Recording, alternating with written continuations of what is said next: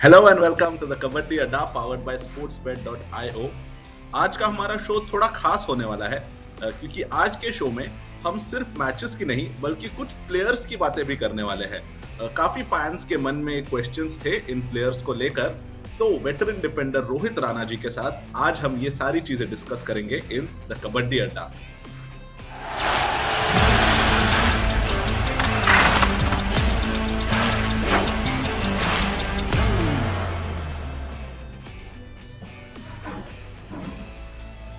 रोहित भाई नमस्ते, welcome to the show. नमस्ते भाई। रोहित भाई, आज शो शुरू करने से पहले आपकी भी एक बहुत जरूरी अनाउंसमेंट है। पिछले बार मुझे याद है आप कार से जुड़े थे क्योंकि एक टूर्नामेंट में थे आप, तो उस जी टूर्नामेंट का जी रिजल्ट कैसे रहा? साहिल भाई, वो टूर्नामेंट हमने बहुत अच्छी तरह खेला और हमने उसमें विन किया। हमने तो ट्रॉफी हमने जीती इस बार। बिल्कुल, आपके इंस्टाग्राम पे मैंने फोटोज भी देखे हैं आपके ट्रॉफी के साथ, तो सबसे पहले हम सब की तरफ से कॉन्ग्रेचुलेशंस रोहित भाई। थैंक यू साहिल भाई। आज हमारे पास एक बहुत इंटरेस्टिंग शो है रोहित भाई, क्योंकि कबड्डी के दो सबसे बड़े नाम जो है उनकी बात हम करने वाले हैं। मगर शो की शुरुआत करने से पहले एक बार सारे हमारे जो व्यूअर्स हैं उनको मैं याद दिलाना चाहूंगा कि हमारे इस शो में स्पोर्ट्स अड्डा की बहुत सारी मर्चेंडाइज आप जीत सकते हैं, और आपको वो मर्चेंडाइज अगर जीतनी है तो प्लीज हमारे कॉन्टेस्ट में पार्ट लीजिए। कॉन्टेस्ट में पार्ट लेने के लिए बहुत सिंपल प्रोसेस है। हमारे यूट्यूब चैनल पर आइए, सब्सक्राइब कीजिए, बेल आइकन दबाइए, इस वीडियो को लाइक कीजिए और एक बहुत आसान से सवाल का जवाब दीजिए। इस हफ्ते का सवाल ये है, Who was the captain of the season 4 title winning Patna pirates team? Season 4 में पटना पायरेट्स टीम ने प्रो कबड्डी का खिताब जीता था। उस टीम के कप्तान कौन थे? शायद थोड़ा मुश्किल सवाल हो सकता है रोहित भाई कुछ फैंस के लिए ये। मुश्किल तो नहीं, पर मैं भी बोलता हूँ कि जो देखता है उनको तो पता है, क्योंकि सीजन 4 में हमारे साथ ही फाइनल हुआ था पटना पायरेट्स का। जी बिल्कुल, ये भी एक हिंट है फैंस के लिए, और काफी इंटरेस्टिंग फाइनल हुआ था वो। जी तो रोहित भाई, अब हम सबसे पहले बढ़ते हैं हमारे प्लेयर रिव्यूज में। एक बहुत बड़े नाम के साथ मैं शुरुआत करने वाला हूं रोहित भाई, जो प्रो कबड्डी के सेकंड हाईएस्ट स्कोरिंग रेडर है। मगर अब वो चर्चा में है अपने रेडिंग के लिए नहीं बल्कि किसी और बात के लिए, और वो बात यह है कि उनका जो फॉर्म है वो लगातार जरा स्लिप होते हुए दिखाई दे रहा है। अगर हम राहुल चौधरी के ओवरऑल स्टैट्स की बात करें, वो सिर्फ दूसरे ऐसे प्लेयर है जिन्होंने प्रो कबड्डी में 1000 पॉइंट स्कोर किए हैं। 40 सुपर 10, 24 सुपर रेड, 166 डू और डाई रेड पॉइंट्स और 7 से ऊपर का एवरेज। रोहित भाई, ये स्टैट्स देखकर तो ये किसी चैंपियन प्लेयर के ही हो सकते हैं। बिल्कुल साहिल भाई, ये एक जो बहुत बड़ा रेडर है उसे क्या हो सकते हैं ऐसे, बट इसको मेंटेन रखना भी बहुत जरूरी है अभी, तो इस चीज में कहीं ना कहीं वो चूक रहे हैं। अगर राहुल चौधरी की बात हम सीजन बाय सीजन करें रोहित भाई, तो एक बहुत इंटरेस्टिंग आंकड़ा सामने आता है। जैसे पहले 2 सीजन में राहुल जी बिल्कुल जो टॉप 2 रेडर थे उनमें उनका नाम रहता था। उसके बाद एक सीजन आया जिसमें 100 से नीचे पॉइंट आए, मगर सीजन 4 में फिर बाउंस बैक कर गए। सीजन 5 से मगर हम देखें तो कंसिस्टेंटली उनके पॉइंट्स नीचे जा रहे हैं, और सीजन 8 में अब 4 मैच हुए हैं, बस 9 पॉइंट। हाँ, ये बहुत चिंता का विषय है उनके लिए, और इसके लिए उनको सोचना भी पड़ेगा, क्योंकि आप हर साल आपको मतलब ये परफॉर्मेंस करना पड़ता है, और अगर आप परफॉर्म नहीं करेंगे तो प्लेयर के लिए काफ़ी मुश्किल होता है। और इस स्टैट में एक बहुत इंपॉर्टेंट चीज है रोहित भाई, जो शायद ये स्टैट रिफ्लेक्ट नहीं कर रहा हो, कि सीजन 5 से मैचेस बढ़ा दिए गए थे। तो इस सीजन से बिल्कुल जो टॉप के प्लेयर्स हैं जैसे प्रदीप नरवाल, नवीन कुमार, पवन सेरावत ऑलमोस्ट 300 पॉइंट के आसपास स्कोर कर रहे थे। तो सीजन 4 से सीजन 5 ऐसे नहीं है कि बढ़त हुई है, बल्कि मैं कहूंगा कि पीछे गए हैं पॉइंट्स में। जी ये पीछे गए, क्योंकि ऐसा होता है, क्योंकि एक आप फर्स्ट रेडर और टीम जो आपके ऊपर, सारी टीम आप पे डिपेंड कर रही है, तो कहीं ना कहीं इसमें भी थोड़ी सी बंदे जो रेडर है उसको टाइटनेस होती है। और कहीं न कहीं उसको उसमें इंजरीज़ भी बहुत होती है, क्योंकि आप कंटिन्यू रेड कर रहे हो, तो कहीं न कहीं आपको इंजरीज़ भी होती है उसमें। और सबसे बड़ी बात कि डिफेंस, अगर आप एक मैच में आप कम से कम आप 25 या 30 रेड कर रहे हो, तो कहीं न कहीं डिफेंस उसको भाँप जाता है कि इसकी ये भी वीकनेस है, और क्योंकि सबसे ज़्यादा प्लानिंग आपके ऊपर होती है, क्योंकि आप टीम के मेन रेडर हो। तो कहीं न कहीं इसमें उनमें वो तो अपनी गेम जैसी है वैसी ही खेल रहे हैं, बट जो दूसरी टीम के डिफेंस है वो उन पे ज़्यादा स्टडी कर रहे हैं। जैसे कि आप देख रहे हैं अभी कि जितने भी रेडर्स नए-नए आए हैं वो अच्छे स्कोर कर रहे हैं। क्यों? क्योंकि किसी को नहीं पता वो कैसा खेलते हैं। 1-2 प्लेयरों को पता होगा, पर इस पूरी टीम को उनकी वीडियोस नहीं मिलेगी, पुरानी वीडियोस नहीं मिलती है, कुछ नहीं होता है। क्योंकि मैच से पहले हमेशा आफ्टरनून में एक क्लास होती है जिसमें मैच प्लेयरों की वीकनेस बताई जाती है। डिफेंस को बोला जाता है कि ये इसकी वीकनेस यहाँ पे है, ये रेडर यहाँ पर गलती करता है। तो इसका खामियाजा राहुल चौधरी को भुगतना पड़ रहा है। इसका एक ही वो है कि उनको अपनी रेट्स में कुछ चेंजेस लाने पड़ेंगे, जिसकी वजह से कि उनको इन सब चीज़ों से, क्योंकि आप देखो ना, आप हाईलाइट हो, हाईलाइट में क्या होता है, अगर अभी हम किसी और प्लेयर की बात नहीं कर रहे, हम राहुल चौधरी की बात कर रहे हैं अभी, और किसी और प्लेयर की बात करेंगे अभी, वो क्यों कर रहे हैं? क्योंकि वो हाईलाइट प्लेयर है। तो उनके जैसे हम लोग उनके हाईलाइट पे रहते हैं, तो बाकी डिफेंस के भी उनके ऊपर ज़्यादा फोकस रहेगा कि नहीं, इस प्लेयर को फ्लॉप कर दिया तो ये टीम डाउन जाएगी, इस प्लेयर को फ्लॉप कर दिया तो ये टीम डाउन जाएगी। तो ये सबसे बड़ा कारण है परफॉर्मेंस डाउन जाने का। और रोहित जी, थोड़ी डिटेल में जाएंगे राहुल चौधरी की, नहीं ना तो सिर्फ परफॉर्मेंसेस बल्कि उनकी जो तकनीक है उसको लेकर भी, और खासकर आपके साथ में ये डिटेल में जाना चाहूंगा क्योंकि आप तेलुगु टाइटंस में खेल चुके हैं राहुल चौधरी के साथ, काफी करीब से आपने देखा है राहुल चौधरी की गेम को। तो शुरुआत में राहुल चौधरी काफी रनिंग हैंड टच के लिए जाने माने प्लेयर रहे हैं, मगर अब तक उनकी एक जो तकनीक है वो रनिंग हैंड टच ही रही है मेरे हिसाब से। जो नए प्लेयर्स हैं डुबकी कर रहे हैं, जंप कर रहे हैं, कहीं तो किक कर रहे हैं, टो टच ट्राई कर रहे हैं, ये सारी तकनीक मैंने कहीं ना कहीं राहुल चौधरी में आती हुई नहीं देखी है अब तक। जी साहिल भाई, मैंने जैसे आपको कहा कि सभी को पता है कि राहुल चौधरी रेड में क्या करते हैं, क्योंकि अभी मैं भी इतने सीजन खेल चुका हूँ, तो मुझे तो एक उनका फुटवर्क पता है कि वो कहाँ रॉन्ग मूवमेंट करते हैं और कहाँ वो गुड मूवमेंट करते हैं। तो इस चीज़ का उनको बेनिफिट था, अब नहीं है, क्योंकि अब वो बहुत लंबे समय से खेल रहे हैं और सेम चीज़ से खेल रहे हैं। तो इसमें चेंजेस लाना बहुत जरूरी है। जैसे कि वो पहले रनिंग हैंड टच करते थे, बोनस करते थे, तो कहीं ना कहीं उनको ये चीज़ चेंज लानी पड़ेगी, टर्निंग में चेंज लानी पड़ेगी, डुबकी सीखनी पड़ेगी, जंप पे ट्राई करना पड़ेगा। तो ये सब अगर आप अपनी हर मतलब सीज़न 7-8 तक आप एक ही रेट रख रहे हो, तो इसमें आप ही का मतलब रेडर का नुकसान है। तो थोड़े चेंजेस लाना ज़रूरी है उस चीज़ के लिए, तो वो चेंजेस लेगा।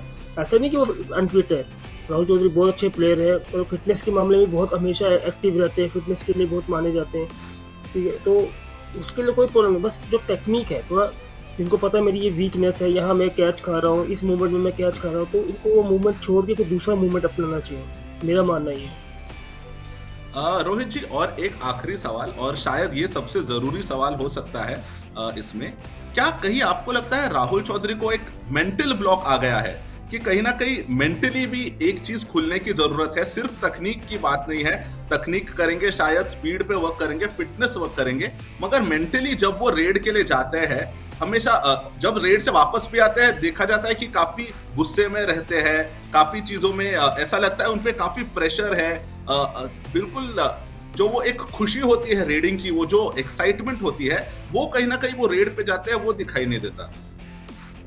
जी, क्योंकि मैंने आपको कहा जैसे कि जो राहुल चौधरी हैं वो एक हाईलाइटेड प्लेयर है, उनकी से उम्मीद ज़्यादा होती है, चाहे वो फ्रेंचाइजी के ओनर हो या मैनेजर हो या टीम के कोचेस हो या प्लेयर्स हो, तो उनको उम्मीद ज़्यादा हो रहती है। उसमें वो अगर प्लेयर अनसक्सेस होता है तो उसको तो नेचुरली बात है कि उसको अंदर से एंग्रीनेस आएगा, कि उसे गुस्सा आएगा इस चीज़ के लिए कि यार शिट, मैं ये टच मिस से चूक गया, ये हो गया, तो वो और हार्ड वर्क करेगा। पर अगर मेंटली इंसान अगर मेंटली वीक हो जाएगा, तो चाहे उसके पास टेक्निक अच्छी हो या स्पीड कैसी भी हो या कितना भी दुनिया का सबसे फिट आदमी हो, वो परफॉर्म नहीं कर पाएगा। तो सबसे पहले उनको, क्योंकि वो इतने सीजन हमेशा फर्स्ट रेडर रहे हैं और हीरो रहे हैं अपनी टीम के हमेशा, तो कहीं ना कहीं उनको अगर सब्स्टिट्यूट किया जाता है या फिर परफॉर्मेंस नहीं आ रही है, कहीं ना कहीं ये चीज़ से भी थोड़ा मेंटली प्रेशर आता है कि यार मैं पहले इतना अच्छा करता था, अब मैं डाउन जा रहा हूँ। तो उसको या फिर अगर आपको नहीं लग रहा कि आप नहीं खेल पा रहे हैं तो आप रेस्ट कीजिए। पर मेरे आइडिया से तो थोड़ा एक बार थोड़ा, क्योंकि उनको इस बार ज़िम्मेदारी नहीं दी, एक मैच खिलाया, एक मैच अच्छा नहीं खेला तो उनको हम्म। बाहर बिठा दिया। तो इस चीज़ में भी थोड़ा सोचना चाहिए, क्योंकि वो एक कंटिन्यू रेड करने वाला इंसान है, और मैं तो कहता हूँ कि वो थकते नहीं है ग्राउंड के अंदर, वो इतने फिट हैं। हम्म। तो ये चीज़ भी हैरान करने वाली है कि शायद वो मेंटली वीक है, या फिर फिटनेस तो मुझे तो अच्छी लगी उनकी। बिल्कुल। रोहित जी, जैसे आपने अभी बात की स्टार रेडर को बेंच पे बिठाने की, तो कल के ही मैच में हमने ये देखा, और जो प्लेयर के साथ ये हुआ है उनकी हम नेक्स्ट बात करने वाले हैं, और वो है जी, प्रदीप नरवाल, जी, जी। The record breaker. और इनको द रिकॉर्ड ब्रेकर क्यों कहा जाता है वो हम देखेंगे अभी। इतने सारे रिकॉर्ड रोहित भाई, एक प्लेयर के नाम, क्या हम सोच सकते हैं कि ऐसा भी एक मैच आएगा जिसमें इस प्लेयर को सब्स्टिट्यूट किया जाएगा? इतने इनको इनका नाम ही रिकॉर्ड ब्रेकर है, तो तभी हमारी लिस्ट में ये इसीलिए है क्योंकि ये इतने बड़ा नाम होने के बावजूद भी अब तक परफॉर्मेंस में नहीं आ रहे हैं। क्योंकि मैंने आपको पहले ही कहा था, इनके लिए 10-15 स्कोर इनके लिए कोई बहुत बड़ा स्कोर अचीवमेंट नहीं है। जैसे कि कोई नया रेडर आ रहा है, वो 10 स्कोर कर रहा है, तो उनको बहुत खुशी होती है कि हम 10 स्कोर करके, तो इनके लिए 10 और 13 और 15 इतना बड़ा स्कोर नहीं है। क्योंकि क्योंकि सब जानते हैं कि ये बहुत ही हाईलाइटेड प्लेयर हैं, और बहुत ही एक्स्ट्रा ऑर्डिनरी प्लेयर है। अब देखा जाए ना, एक्स्ट्रा ऑर्डिनरी प्लेयर पे वही बात आती है। और एक तो मैं एक बात आपके साथ साहिल भाई एक बात शेयर करना चाहूँगा, क्योंकि जैसे कि बाकी प्लेयर्स तो चलो कहीं ना कहीं प्रैक्टिस होती है, ये जो कोरोना कोविड की वजह से ये 2 साल का जो गैप पड़ा है, उसमें आपको पता है सब होम क्वारंटाइन थे, तो इसमें भी कहीं ना कहीं प्लेयरों में बहुत फ़र्क आया। क्योंकि आपकी कोई ऑल इंडिया टूर्नामेंट नहीं हो रहा है। जैसे कि लास्ट मैच हमने ऑल इंडिया खेला, अभी हमने यहाँ बिल्कुल। टूर्नामेंट खेला, अपने विनर हुए, तो वो हमने को 2 या 3 साल बाद वो टूर्नामेंट खेले थे। तो इसका भी आप देखो, प्रैक्टिस में हर प्लेयर फिट है, प्रैक्टिस में हर रेडर सक्सेस होता है। प्रैक्टिस अलग चीज़ होती है, और एक मैच टूर्नामेंट बहुत अलग चीज़ होती है, इसमें ज़मीन आसमान का फ़र्क है। तो कई कई टाइम से, इतने सालों से अभी इनको कोई टूर्नामेंट खेलने को नहीं मिला होगा, क्योंकि आप अपने आप को एग्ज़ाम में होम टेस्ट जो होता है उसमें आप अपने आप को जो हाउसिंग टेस्ट होते हैं, हमारे मंथली टेस्ट होते हैं, उसमें आप अपने अपने आप से कोई एक्सेप्ट नहीं कर सकते जब तक आप बोर्ड एग्ज़ाम में क्लियर ना करो, अच्छे मार्क्स ना लाओ। जी। तो वही सेम चीज़ यही कबड्डी में वही है कि जब तक आप लोकल मैचेस खेलते जाएंगे तभी तो आप बोर्ड एग्ज़ाम के लिए प्रिपेयर कर पाएंगे अच्छी तरह। तो ये कहने का मतलब है कि इन लोगों ने मंथली पेपर एग्ज़ाम नहीं दिया है, इसी डायरेक्ट बोर्ड एग्ज़ाम में बैठ के, तो कहीं ना कहीं ये इसमें परसेंटेज में फ़र्क आएगा। रोहित जी, जैसे ही हम इस सीजन के स्टैट्स देखेंगे प्रदीप नरवाल के, उसके साथ साथ मैं आपको एक सवाल भी पूछना चाहूंगा। जी, प्रदीप नरवाल रिकॉर्ड ब्रेकर के नाम से जाने जाते हैं अभी, मगर इसके पहले उनको डुबकी किंग कहते थे, और उनकी डुबकी की तैयारी सभी टीम्स ने की है। जैसे मनप्रीत जी से मैंने बीच में बात की थी, उन्होंने मुझे कहा था कि हम डबल चेन यूज करते हैं कवर्स की, और बिल्कुल पहले एक चेन यूज करते थे, अब प्रदीप को देखकर डबल चेन यूज करने लग गए हैं। और जो ये सारी तकनीक में बदलाव लाया है टीम्स ने प्रदीप को लेकर, तो उनकी जो डुबकी है वो थोड़ी इनइफेक्टिव हो गई है। ये चीज का असर आप मानते हैं उनके परफॉर्मेंस पर? जी, ये बहुत बड़ा देखो, प्रदीप नरवाल की परफॉर्मेंस वही है जो पहले से थी। बट अब जो दूसरी टीम के जो ओपोनेंट जो टीम होती है, जो अगेंस्ट टीम खेल रही होती है, उनका उनका डिफेंस ज़्यादा, जैसे कि बोलते हैं ना, कोई भी चीज़ आएगी, जैसे कोई भी एक चीज़ है उसका हल निकालना, तो उन्होंने हल निकाला है सभी टीमों ने। उनको पता है, पहले देखो ऐसा होता था कि जो प्रदीप नरवाल को फ्लॉप करता था लास्ट के सीज़न में, लास्ट कुछ ईयर्स के सीज़न में, जैसे या 3, 4, 5 जो कोई भी सीज़न ले लो, तो अगर नेक्स्ट सीज़न वो प्लेयर बहुत महंगा बिकता था, ऑक्शन में उसकी रेटिंग बहुत ज़्यादा जाती थी, क्योंकि उनको, क्योंकि उस टाइम वो एक्टिव थे। अब क्या है कि सबको उनको हर चीज़ का उपाय पता है कि भाई ये यहाँ जाएगा, तो उनके 2 मूवमेंट सबसे ज़्यादा है। एक वो कॉर्नर में जब वो खड़े होते हैं तब एक उनको चेन मारते हैं, दूसरा जब वो आगे भाग के सेकंड मैन पे हाथ खोलते हैं तो कॉर्नर उनकी टांगों में घुसता है, या फिर हेल्पिंग वो जो हेल्पर है वो उनकी टांगों में घुसता है। तो ये तो सबको पता, ये चीज़ तो आपको पता लग गई। कहते हैं ना कि, और डुबकी उनको देखो, डुबकी तभी लगेगी जब उनको मारने देंगे, डुबकी मारने से पहले उनको स्पोर्ट के साथ पकड़ लिया जाता है। तो ये उनके अगेंस्ट किया हुआ जितने भी प्लान्स हैं वो डिफेंस सक्सेस हो रहा है, तभी प्रदीप नरवाल डाउन जा रहा है। तो ये बात मैंने राहुल चौधरी के लिए भी की थी, मैं प्रदीप नरवाल के लिए भी कहता हूँ, ये प्लेयर कोई छोटे प्लेयर नहीं है, बहुत बड़े प्लेयर है और सबको फैंस को भी बहुत उम्मीद है इनके साथ। पर इनको स्किल्स में थोड़े चेंजेस लाने पड़ेंगे कि अगर चेंजेस नहीं लाओगे तो डिफेंस वही स्ट्रेटजी वही तरीका अपनाएगा इनको कैचेस मारने का। कुछ चेंजेस लाएंगे तो कहीं ना कहीं डिफेंस थोड़ा सा प्रेशर में जाएगा। अभी 3-4 साल डिफेंस प्रेशर में ही था कि प्रदीप अगर डुबकी मारेगा तो 3 या 4 तो जाएंगे। तो इस करके कोई मारता नहीं था, पर अब डिफेंस वालों ने मारना शुरू कर दिया है। कोई सिंगल टैकल नहीं करता, सब चेन के साथ टैकल करते हैं और यही सबसे बड़ी इनकी वीकनेस है कि चेंजेस बहुत लाने पड़ेंगे इनको अभी।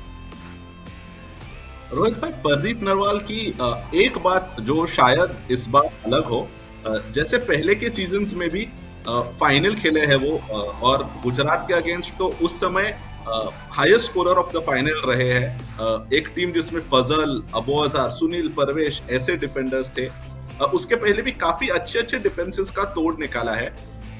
तब शायद तकनीक भी सेम रही होगी, मगर इस बार जो ऑक्शन में आए हैं, पहले उनको रिटेन किया जा रहा था, इस बार ऑक्शन में आए हैं, सबसे हाईएस्ट बिड उन पे लगी है। क्या इस बात का भी प्रेशर है जिसकी वजह से वो परफॉर्म थोड़ा शायद डाउन कर रहे हैं? नहीं साहिल भाई, प्रेशर तो रहता है, कोई भी प्लेयर हो, अगर आपको अच्छी कोई भी डिपार्टमेंट अगर आपको फ्रेंचाइजी अच्छा दे रही है तो प्रेशर तो जेन्युइन बात है, ये तो रहेगा प्रेशर, क्योंकि आप सबसे महंगे प्लेयर एक तो, और आप उसके हिसाब से परफॉर्म भी नहीं कर रहे हो। एक मैच आपका डाउन था तो आप उसमें भी आप थोड़े से प्रेशर में आते हो कि यार मेरा एक मैच डाउन चला गया, मैं इतना ऐसा प्लेयर तो हूँ नहीं, तो कहीं ना कहीं प्रेशर भी है उन पर।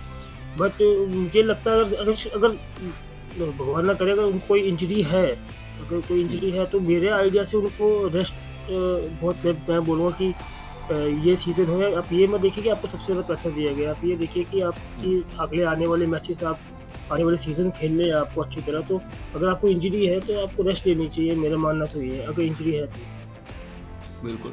और जैसे हमने पिछले सीजन के फाइनल में भी देखा था, जो मेन रेडर मनिंदर थे, इंजर्ड थे, तो उनको मैच पर नहीं लाया गया, जबकि काफी इंपॉर्टेंट, मतलब शायद सीजन का सबसे इंपॉर्टेंट मैच था, और फिर भी टीम अच्छा परफॉर्म कर गई। तो अगर इंजरी है, बिल्कुल सही बात आपने कही है, तो प्रदीप नरवाल को बिल्कुल रेस्ट लेने की जरूरत है। रोहित जी, इसी के साथ हम अगले सेक्शन में बढ़ते हैं। दो प्लेयर्स की हमने बात कर ली, पर अब हम बात करेंगे प्लेयर ऑफ द वीक की। रोहित जी, इस बार 2 प्लेयर्स हैं आपके प्लेयर ऑफ द वीक, और बिल्कुल सही है। तो पहले प्लेयर कौन है? जो पहले जो मेरे प्लेयर हैं वो है अपने पुनेरी पॉल्टन के जो मेन रेडर हैं अभी, जो भी बहुत क्रेडिट में चल रहे हैं, असलम। असलम, हाँ असलम ईमानदार। तो उसकी जो रेड कर रहे हैं अभी, लास्ट मैच में आपने देखा होगा, वो तो कोई कैच नहीं है उसको, और जो स्पीड से वो खेल रहे हैं, मेरे को तो लगता नहीं कि आने वाले सीजन में ऐसा है कि उनके जैसे कोई रेडर होगा। जो स्पीड है उनके पास, मेरे ख्याल से ये आने वाले प्रो के स्टार है। तो अगर ये मेंटेन रखेंगे अपने आप को तो आने वाले सीजन भी बहुत अच्छे खेलेंगे। पर आप देख रहे हैं, आप इनको ना डाई कर सकते हो ना आप कुछ भी, मतलब कोई तोड़ नहीं है। क्यों नहीं? क्योंकि ये अभी बिल्कुल फ्रेशर है, किसको नहीं पता इनकी वीकनेस क्या है। पर आगे जाके इनको ज़्यादा वर्कआउट और ज़्यादा टेक्निक में इसलिए काम करना पड़ेगा, क्योंकि आने वाले टाइम में इनका भी तोड़ निकालेगा कोई ना कोई। तो ये बहुत इंपॉर्टेंट चीज़ बता रहा हूँ मैं एक प्लेयर के लिए, कि अपना एक प्लान बी होना चाहिए, क्योंकि आप प्लान ए में अच्छा खेल रहे हो, जब आपका दूसरी टीम आप पे प्लान करना शुरू कर देती है तो आपको अपना प्लान बी अपनाना चाहिए कि आपको क्या टेक्निक चेंज करनी चाहिए, क्या नहीं। बिल्कुल। और अगर इसको थोड़ा पिछले सेक्शन से जोड़ दिया जाए रोहित भाई, तो ऐसे मेन रेडर के होते पुनेरी पलटन टीम में शायद राहुल चौधरी को फिर से फर्स्ट रेडर के तौर पे आना शायद अब थोड़ा मुश्किल होगा आगे के सीजन में। तो वो एक चीज है जो हमें देखनी होगी। और रोहित जी, बिल्कुल रोहित जी, सेकंड आपके कौन है player of the week? Second मेरे प्लेयर ऑफ द वीक है सुमित, जो यूपी योद्धा के, और लास्ट जो उनका मैच हुआ उसमें तो सुमित ने और नितेश ने काफ़ी अच्छा परफॉर्म किया, और अभी तक सबसे बहुत जब तक जितनी भी प्रो कबड्डी हुई है इसमें सबसे ज़्यादा डिफेंस का सबसे ज़्यादा स्कोर कल तो वो मतलब बिल्कुल ही ऐसा खेले कि जैसे कि उनको लीडर की भी जरूरत नहीं थी। कल तो वो खेले कि हम बस अपनी डिफेंस में जीत जाएंगे टीम को। वो काफ़ी आउटस्टैंडिंग डिफेंस खेला कल, और जिसमें सुमित का बहुत अच्छा सपोर्ट रहा टीम के लिए, तो इसलिए मेरे प्लेयर ऑफ द वीक में है। रोहित जी, एक नाम जो मैं सोचता हूं दावेदार रह सकते हैं प्लेयर ऑफ द वीक के लिए इस बार भी, वो मेरी तरफ से होंगे श्रीकांत जाधव। क्योंकि जो उन्होंने परफॉर्मेंस दिया है और मैक्सिमम समय as a senior player mat पे रहे हैं, चाहे 2 की डिफेंस हो 3 की डिफेंस हो, बार बार जाकर दूसरे तरफ से बोनस पॉइंट ले रहे थे। और जब डिफेंस की बात हो तो या तो थाई पकड़ रहे थे या तो सपोर्ट दे रहे थे। जी, जी, श्रीकांत भी अभी बहुत मतलब पिछले सीज़न के बाद इस सीज़न में अब इस मैच में बहुत अच्छा परफ़ॉर्म किया उन्होंने। बट मैं आपको जैसे कह रहा था ना कि आपको ज़्यादा जैसे कि आप पहले कई सीज़न से खेलते आ रहे हो और अच्छा खेलते आ रहे हो, तो इस सीज़न में आपसे भी सब उम्मीद यही करेंगे कि अगले सीज़न में अच्छा खेलोगे। बट अभी जैसे कि उन्होंने कल अच्छा मैच खेला, बट ये उनका स्टैंडर्ड नहीं है, क्योंकि वो कभी कई सालों से खेलते आ रहे हैं प्रो कबड्डी, और जिस हिसाब से खेल रहे हैं उस हिसाब से उन्हें अब जाके अच्छा परफॉर्म किया है। तो उनको भी अपनी गेम के ऊपर थोड़ा सोच विचार करना है, क्योंकि अभी ये एक ही मैच में उन्होंने अच्छा परफॉर्म किया है। तो अब मैं तो यही प्रेयर करूँगा कि वो आगे आने वाली भी मैचों में अच्छा खेले। बिल्कुल। और ये जो बात चालू है कि जो टीम नीचे से आकर ऊपर बेटर प्लेयर ने परफॉर्म किया है, तो एक टीम भी है ऐसी जिसने बिल्कुल बॉटम ऑफ द टेबल से आकर टॉप की परफॉर्मेंसेस दी है, और वो है आपकी team of the week Rohit भाई। हाँ, वो है मेरी Patna pirates team of the week, क्योंकि इस टीम में आप देखो इन्हें 7 मैच खेले, 5 जीते 1 हारे और 1 टाई किया है, तो 29 पॉइंट्स लेके अभी भी वो कामयाब अपनी पोजीशन में है। तो इस टीम को आप एक परफेक्ट टीम कह सकते हैं। जैसे कि इसमें कोई ऐसा नहीं है कि कोई बहुत बड़े बड़े नाम है इसमें, जैसे प्रदीप हो गए, राहुल चौधरी हो गए, इतने बड़े नाम नहीं है। इसमें एक प्लेयर वैसा है जिसने कई सीजन के बाद कम बैक किया है, ठीक है। एक सेकंड रेडर वो है सचिन, फर्स्ट तो मोनू गोयत हो गए, सेकंड सचिन, जिन्होंने पिछले कुछ सीज़न के मतलब मुकाबले इस सीज़न ज़्यादा अच्छा परफॉर्म कर रहे हैं वो। और सबसे बड़ी बात कि उनकी टीम पूरी एक टीम गेम की तरह खेल रही है, और सबसे बड़ी बात कि पूरी प्लानिंग के साथ खेलती है वो। आपने लास्ट मैच देखा होगा, उन लोगों ने सारा मैचेस पेशेंस के साथ खेला है, और सबसे बड़ी बात जो कोच कहता है वो उसी को फॉलो करते हैं। और जो उनका सबसे मेन की है, जो उनका कोच है, वो जो कोच उनके जो है हमारे, वो इतना अच्छा टीम को खिला रहे हैं, और प्लेयर उसको कैच भी कर रहे हैं, और वो चीज़ को सुन भी रहे हैं, और उसमें गौर भी कर रहे हैं। तो आप देखो लास्ट का मैच कितना स्मूथली जीते, अभी किसी के पास कोई मौका नहीं था। मैंने टीवी पे भी सुना जब कमेंटेटर बोले थे कि इनको एक प्लेयर निकाल देना चाहिए था, मतलब पुश कर देना चाहिए था कि एक रेड मिल जाती। अगर वैसा होता, वो टीम इतनी समझदार है कि अगर वो पुश भी कर देते तो 2 पॉइंट की लीड भी होती, तो उनका एक प्लेयर आगे जाके पॉइंट दे देता। वो टीम इतनी सूझी है।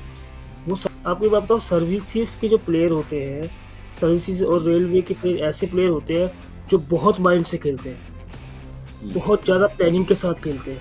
उनको पता होता है कि हर स्टेप में ऐसा होगा, और वो अपने कोचेस की भी सुनते हैं। लास्ट में अगर वो आउट भी हो गया कोई दिक्कत नहीं है, तो उनको पता है हम आप 10 पॉइंट से जीतो, 1 पॉइंट से जीतो, जीत होती है। तो वो टीम वैसे खेल रही है। देखो तो लास्ट में मुझे इतना अच्छा लगा वो टीम कि मैं बता रियल में एक वो टीम ने बहुत अच्छा टीम गेम खेला, ना ज़्यादा वन साइड हारे, मैच नेक टू नेक खेले, नेक टू नेक। और लास्ट में उनको पता था कि चाहे तू सुसाइड कर जा कोई बात नहीं, तब भी वो सुसाइड नहीं हुआ, पर तू सुसाइड कर जा कोई बात नहीं, टीम विन होनी चाहिए बस। बिल्कुल। रोहित जी, इनके टेक्निक में थोड़ा सा बदलाव आया है। इसके पहले अगर हम पटना पायरेट्स को देखते, और ऑक्शन में जब उन्होंने प्रदीप नरवाल को नहीं सिलेक्ट किया था, तो काफी कंट्रोवर्सी थी। लोगों ने कहा अच्छा प्रदीप नरवाल तो पटना पायरेट्स के ही प्लेयर है, कैसे आप उन्हें जाने दे सकते हैं। मगर जो उनका गेम प्ले है उन्होंने बिल्कुल बदल दिया। पहले प्रदीप नरवाल 15-20 पॉइंट लेकर आते थे और डिफेंस सपोर्ट करता था। अब पिछले मैच में अगर हम देखें, एक भी सुपर 10 नहीं है प्लेयर्स के। प्लेयर्स ने 9 पॉइंट, 4 पॉइंट, 3 पॉइंट ऐसे कंट्रीब्यूट करके मैच जिताए हैं। देखो ना, अगर आपको कहीं काम दिया जाता है, तो अगर आपको मैं बोलूं कि आपको 10 गड्ढे खोदने हैं, तो आप 10 गड्ढे खोदोगे तो आप थक जाओगे। वही 10 गड्ढे आप 2 आदमी खोदेंगे, 5 तो एनर्जी तो उनके अंदर रहेगी, आप उनसे 20 भी खुदवा सकते हैं। तो यही बात है कि टीम गेम ऐसा होता है कि 6-7 पॉइंट तू लेके आ, 6-7 पॉइंट मैं लेके आता हूँ, 3-4 पॉइंट डिफेंस ले लेगा टीम, तो वैसे ही जीत जाएगी आराम से। तो ये इनकी जो गेम प्लानिंग है बहुत अच्छी। आप देखिए ना, फर्स्ट सीजन में हम लोग जब फाइनल जीते थे, तो हमारी टीम में कोई हाईएस्ट स्कोर प्लेयर नहीं था, कोई हाईएस्ट स्कोर रेडर नहीं था। तब राहुल चौधरी, दीपक हुड्डा, ये सब प्लेयर हाईर स्कोर थे। अब जिस टीम में जितने हाईर स्कोर प्लेयर होंगे, अभी बंगाल वॉरियर्स लास्ट सीजन जीती, उसमें कौन था बहुत ज़्यादा हाईर स्कोरर? कोई भी नहीं था, सब नॉर्मल स्कोरर थे। तो उसमें टीम के साथ टीम गेम क्या होते हैं, 4-7 प्लेयर रहते हैं, 7 प्लेयर के 2-2 पॉइंट ले तो टीम तो वैसे ही जीतती है। तो ये कहने का मेरा ये मतलब है कि ये एक परफेक्ट टीम गेम हो रही है, इसमें कोई बहुत बड़ा स्टार नहीं है कि तो 20-20 पॉइंट ला रहा है तब भी टीम हार रही है। आपने देखा होगा कि पहले रेडर्स 20-20 पॉइंट भी लाते थे तब भी टीमें हारती थी। तो ये जरूरी नहीं है कि बहुत बड़ा स्टार ही हो टीम में। टीम बस टीम की तरह खेलनी चाहिए। इससे तो कहते हैं पुनेरी पल्टन टीम होगी, पटना पायरेट्स टीम होगी, टीम तो टीम होती है। टीम गेम खेलेंगे तो डेफिनेटली फाइनल भी जीते। ओके, रोहित भाई बहुत अच्छी बात कही है आपने। और इसी नोट पर हम मेरे फेवरेट सेक्शन की तरफ बढ़ेंगे, मगर उससे पहले एक और बार मैं फैंस को याद दिलाना चाहूंगा कि हमारे स्पोर्ट्स अड्डा के कॉन्टेस्ट में प्लीज भाग लीजिए और स्पोर्ट्स अड्डा की ढेर सारी मर्चेंडाइज आप जीतिए। कॉन्टेस्ट में भाग लेने के लिए बहुत सिंपल सा प्रोसेस है।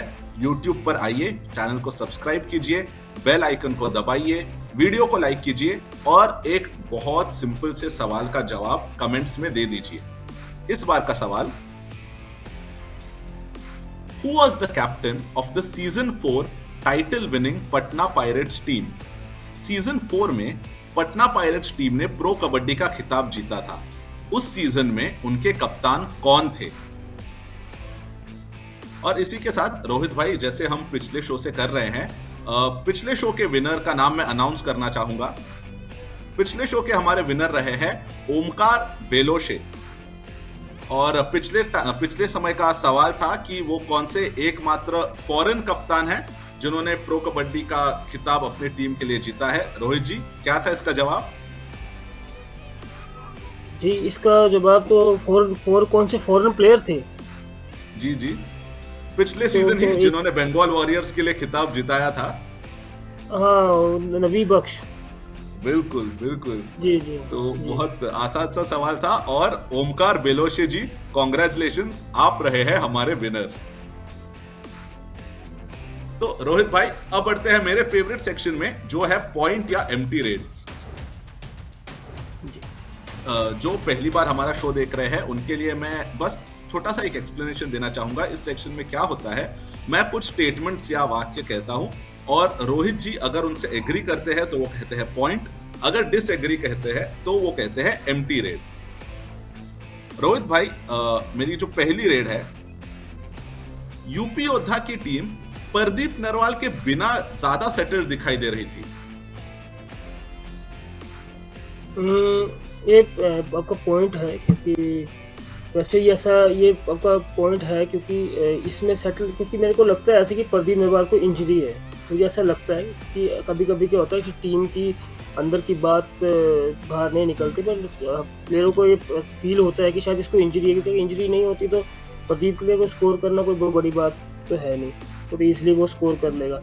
तो मुझे लगता है कि अगर आपकी टीम में एक कोई प्लेयर अगर इंजर्ड है तो टीम उसमें कहीं ना कहीं स्लो होगी। मैंने इसलिए कहा कि अगर प्रदीप नरवाल को इंजरी है तो पहले वो अपनी इंजरी को मतलब बिल्कुल सही से करे और मतलब ज़्यादा उसमें वो ना करे कि क्योंकि इंजरी बढ़ती जाएगी। आपने देखा, जैसे आपने बताया कि जब बंगाल वॉरियर्स जीती थी तो उन्होंने मनिंदर को भी बाहर बिठा दिया, बल्कि मनिंदर तो उनका मेन प्लेयर था, तो वो इसलिए बाहर बिठाया क्योंकि टीम में एक प्लेयर इंजर्ड रहेगा तो टीम को उससे कहीं ना कहीं नुकसान होता है। बिल्कुल रोहित जी, ये एक पॉइंट रहा। अगली जो हमारी रेड है, तेलुगु टाइटंस की टीम प्लेऑफ्स के रेस से बाहर हो चुकी है। शायद न्यूमेरिकली नहीं, मगर अगर एज गेम प्ले देखे तो ये आपका पॉइंट है, क्योंकि कहीं ना कहीं मुझे ऐसा लगा कि टीम सेट नहीं हो पाई, और दूसरा कि उनके जो मेन रेडर हैं वो, क्योंकि आप ये जरूरी नहीं कि आप स्टार्टिंग में 4 या 5 मैच हार गए तो इसका मतलब कि आप बाहर हो गए, पर कहीं ना कहीं उनका जो मेन रेडर है जिसके ऊपर इतनी उम्मीदें थी। अब देखो ना, मेन बात क्या होती है, यही मैंने आपको पिछली बात समझाई कि टीम में अगर आप जिससे ज़्यादा उम्मीद करोगे तो टीम का ये बहुत मुश्किल होता है जीतना। जैसे आप पटना पायरेट्स को देख लो, किसी से उम्मीद नहीं है, सबको पता है कि भाई ये एक दूसरे के सहारे सब पूरी टीम खेल रही है कि अगर मैं आउट होता हूँ तो ये मुझे उठा सकता है। पर जब आपकी टीम में की रेडर है, आपकी टीम में एक बहुत बड़ा रेडर है, वो आप उसको बहुत सोचोगे कि यार ये 3 ले आएगा, ये 4 ले आएगा या ये 20 पॉइंट ले आएगा तो हम जीत जाएँगे, ऐसा नहीं होता है। टीम कहीं न कहीं सेट नहीं हुई है और जब सेट होने लगी तो उनका मेन लीडर इंजर्ड हो गया। तो ये बहुत ही बड़ा इम्पोर्टेंट पॉइंट होता है कि आप एक पे निर्भर मत रहो, आप अपनी टीम के ऊपर निर्भर रहो और डिफेंस को, अगर रेडर्स चल रहे तो डिफेंस को भी थोड़ा सेट रहना पड़ेगा। डिफेंस सबसे वीकनेस इस टाइम, अब कोई भी टीम ले लो, जिस टीम का डिफेंस अच्छा खेल रहा है वो जीत रही है। अब बंगाल वॉरियर्स बंगाल वॉरियर्स ने मैच लूज़ किया, डिफेंस नहीं चला, इसलिए लूज़ कर गए। रेडर तो काम कर ही रहे हैं अपना। जी। बिल्कुल। रोहित जी, दो थोड़े मुश्किल से रेड थे। तीसरी रेड हमारी पुनेरी पल्टन के टीम का जो विनिंग कॉम्बिनेशन है अब कहीं ना कहीं सेट हो गया है। जी, बिल्कुल, बिल्कुल। आप उनकी जो टीम है, अभी देखो हमने उनकी टीम में सभी प्लेयर्स के साथ एक एक्सपीरियंस होल्डर प्लेयर अंदर डाला है, जो नितिन तोमर है। तो वो टीम में हर प्लेयर को समझा के भेज रहा है, हर टीम को कंट्रोल कर रहा है। अब उसमें ऐसा तो है नहीं, डिफेंस भी अच्छा खेलने लग गया है। मैं जो टीम डिफेंस करना शुरू कर देगी तो ऑटोमेटिक रेडर चलना शुरू कर देते हैं। ठीक है। अभी आपने अगर आप मैच देखो, बेंगलोर बुल्स का मैच देखो, तो उसमें मैंने आपको कहा था पवन शेरावत कितनी देर मैच के बाहर बैठे रहे, ठीक है, और वही थोड़ी हाफ टाइम से पहले उन्हें प्रदीप नरवाल को बहुत देर बाहर बैठा के रखा। तो इसमें कहीं ना कहीं जो आपके टी रेडर्स को अगर बाहर बैठाओगे तो प्रेशर आया था टीम पे, या स्कोर तो जिसने स्कोर निकला था वो तो बाहर बैठा है, अभी हमारी टीम क्या करेगी। तो ये कहीं ना कहीं जरूरी है कि डिफेंस को थोड़ा सा मतलब अपने आप को वो करना पड़ेगा, कि बिल्ड करना पड़ेगा डिफेंस को। रोहित जी, आखिरी रेड हमारी फजल अतरचली के अग्रेशन की वजह से यू मुंबा के रिजल्ट्स बहुत अनप्रेडिक्टेबल हो गए हैं। नहीं, ऐसा कुछ भी नहीं है, क्योंकि ये आपका एम्प्टी रेड है, क्योंकि ऐसा नहीं है, क्योंकि फैजल का प्लेइंग नेचर ही वैसा है, वो वैसा ही खेलते हैं। जब वो खेलते हैं, जब उनसे कुछ मिस हो जाता है तो वो एग्रेशन में आ जाते हैं। तो वो जैसे वो हो गए, कई प्लेयर्स हैं ऐसे, जैसे सुरेंद्र हो गए, कई ऐसे कभी कभी उनका वही एग्रेशन ही उनको प्लस पॉइंट होता है कि वो एग्रेशन में खेल रहे हैं तो टीम स्किल ज़्यादा कैच कर देते हैं। पर मेरे को ऐसा लगता है कहीं ना कहीं अब वो भी वैसा परफॉर्म नहीं करे जैसा वो करते हैं, बट कहीं ना कहीं अभी वो धीरे धीरे अपना परफॉर्मेंस अप करने लग गए हैं। तो रोहित जी, इस बार पॉइंट है एम्प्टी रेड में 3 पॉइंट, 1 एम्प्टी रेड। मगर आखिर में जैसे हमने फजल अतरचली की बात की, तो उसी के साथ साथ हम अच्छा नोट है अगले सेक्शन में बढ़ने के लिए, जो है हमारा ट्रिब्यूट टू लेजेंड्स। और इस बार के लेजेंड मैं मानता हूं सबसे जो विनम्र प्लेयर है कबड्डी के मेरे एक्सपीरियंस में, वो है अजय ठाकुर जी। अजय ठाकुर जी, मैंने देखा है अगर मैच हारती है टीम तो as a captain, as an experienced player, as a senior player भी बिल्कुल उनके चेहरे पर दुख दिखता है। और सिर्फ अपनी टीम नहीं, जैसे विमेंस टीम में वो स्पेक्टेटर थे, मुझे याद है, और एज अ स्पेक्टेटर भी जब भी इंडिया की टीम को हारते हुए देखते हैं, उनके चेहरे पे दिखता है कि कितना दुख उन्हें होता है इस बात का। तो बिल्कुल जब इंडिया के लिए खेलते हैं अलग जोश होता है अजय ठाकुर जी में। और एक चीज अजय ठाकुर जी की जो मुझे अच्छे से याद है कि राहुल चौधरी से एक बार बात हो रही थी और उन्होंने कहा कि मेरे सारे करियर का जो श्रेय है वो जाता है अजय ठाकुर को।